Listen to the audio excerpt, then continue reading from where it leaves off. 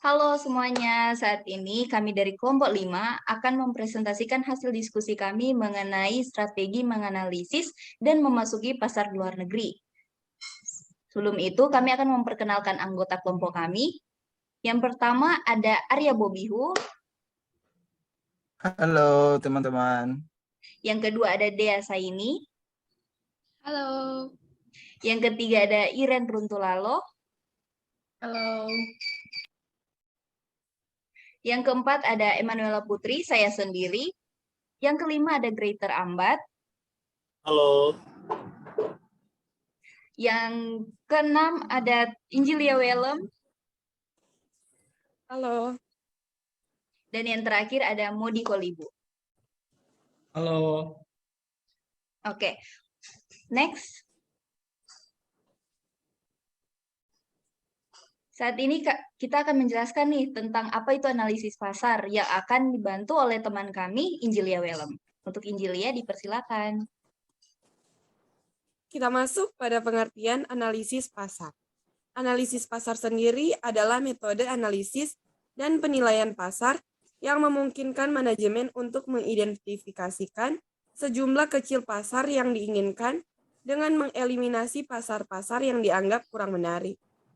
Hal tersebut dilakukan dengan memasukkan pasar-pasar tersebut dalam serangkaian proses penyaringan pasar berdasarkan kekuatan-kekuatan lingkungan. Aspek penting dalam perumusan strategi internasional adalah menentukan pasar yang akan dimasuki. Untuk meningkatkan pangsa pasar, pendapatan, dan profit, perusahaan harus melakukan 3 langkah. Saya akan melanjutkan 3 langkah. Yang pertama dimulai dengan melakukan penilaian terhadap pasar-pasar luar negeri alternatif. Dalam menilai pasar luar negeri alternatif, perusahaan harus mempertimbangkan berbagai macam faktor, antara lain potensi pasar, tingkat persaingan, lingkungan hukum dan politik, pengaruh sosiokultural. Dan yang kedua, mengevaluasi biaya, keuntungan, dan risiko memasuki masing-masing pasar. Yang pertama menyangkut tentang biaya, ada 2 jenis biaya yang relevan, yaitu biaya langsung dan biaya kesempatan. Biaya langsung adalah biaya yang dikeluarkan pada saat perusahaan masuk ke dalam pasar luar negeri yang baru dan meliputi biaya untuk mendirikan perusahaan, misalnya sewa beli atau leasing.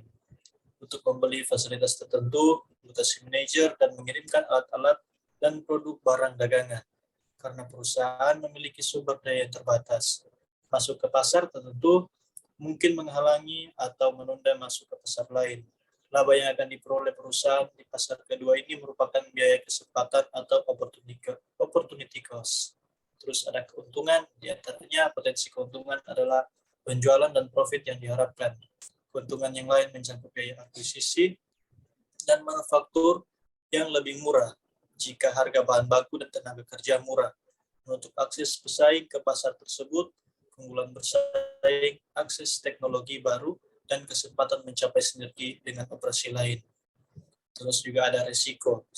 Secara umum, perusahaan yang masuk ke pasar baru menghadapi risiko, antara lain fluktualisasi nilai tukar, kompleksitas operasi yang meningkat, dan kerugian finansial langsung yang disebabkan karena penilaian yang tidak akurat tentang penilaian pasar. Dan poin yang ketiga yaitu memilih pasar yang paling potensial untuk dimasuki atau melakukan ekspansi, di mana memilih cara masuk, mode of entry, antara lain meliputi keunggulan kepemilikan, keunggulan lokasi, keunggulan internalisasi, dan juga faktor-faktor lain seperti kebutuhan akan pengendalian, ketersediaan sumber daya, dan strategi global. Oke, selanjutnya, next.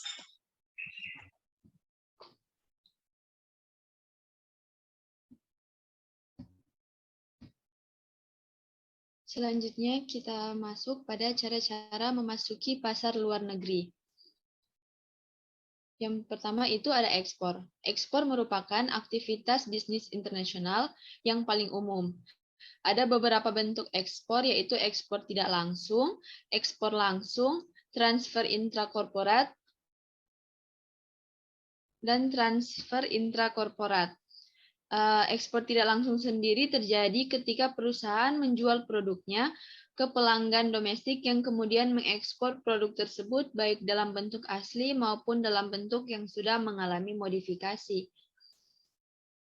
Selanjutnya ekspor langsung yaitu terjadi melalui penjualan baik ke distributor maupun pemakai akhir yang berada di luar negara asal perusahaan.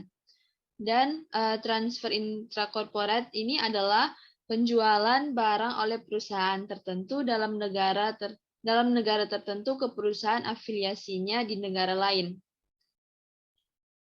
Keunggulan utama dari ekspor antara lain yang pertama yaitu keterpaparan finansial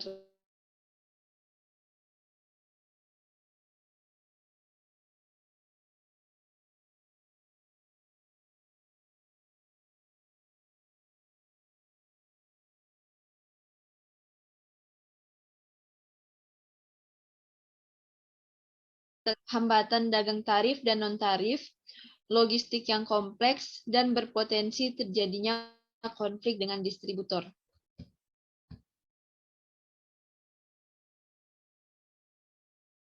Oke, next. Berikutnya ada lisensi.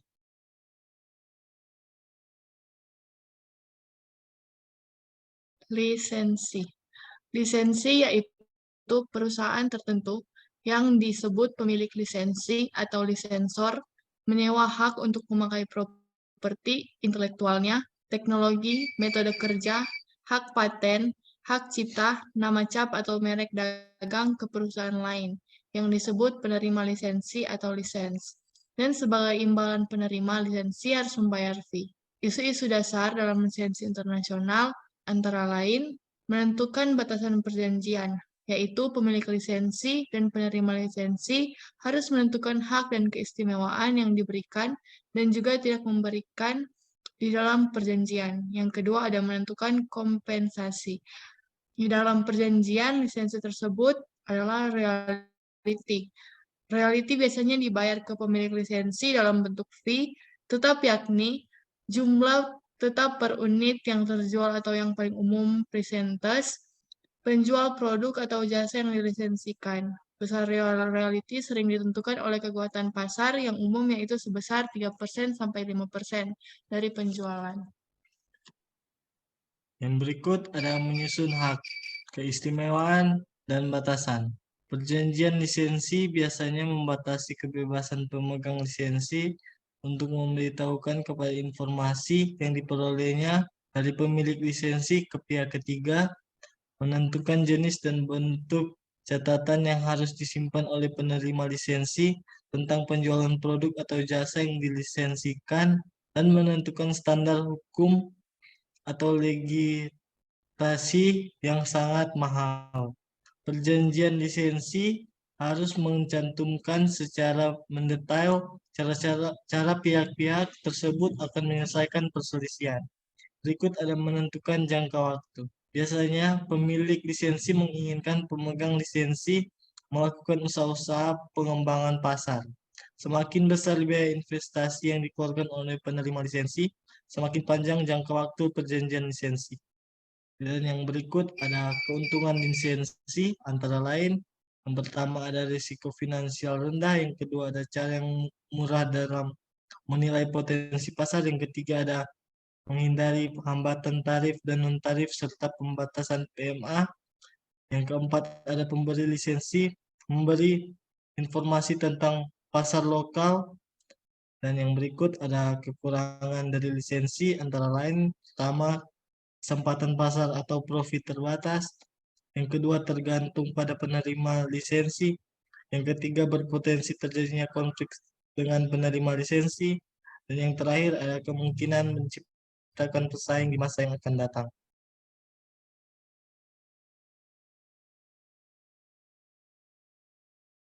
Oke, next. Nah, Kesimpulannya dari hasil pembahasan sebelumnya, dapat disimpulkan analisa pasar adalah metode analisis dan penilaian pasar yang memungkinkan manajemen untuk mengidentifikasikan sejumlah kecil pasar yang diinginkan dengan mengeliminasi pasar-pasar yang dianggap kurang menarik. Selanjutnya, ketika pelaku pasar mau memasuki pasar luar negeri, harus memahami hal-hal yang perlu diperhatikan dalam menganalisa pasar dengan beberapa cara, yaitu dengan memahami ekspor dan lisensi itu sendiri. Dengan begitu, ketika sudah memahami dengan benar, selanjutnya pelaku pasar dapat masuk ke dalam pasar luar negeri untuk mencapai tujuan yang diinginkan, yaitu mendapatkan laba. Oke, sekian hasil presentasi dan diskusi kami mengenai menganalisa pasar luar negeri.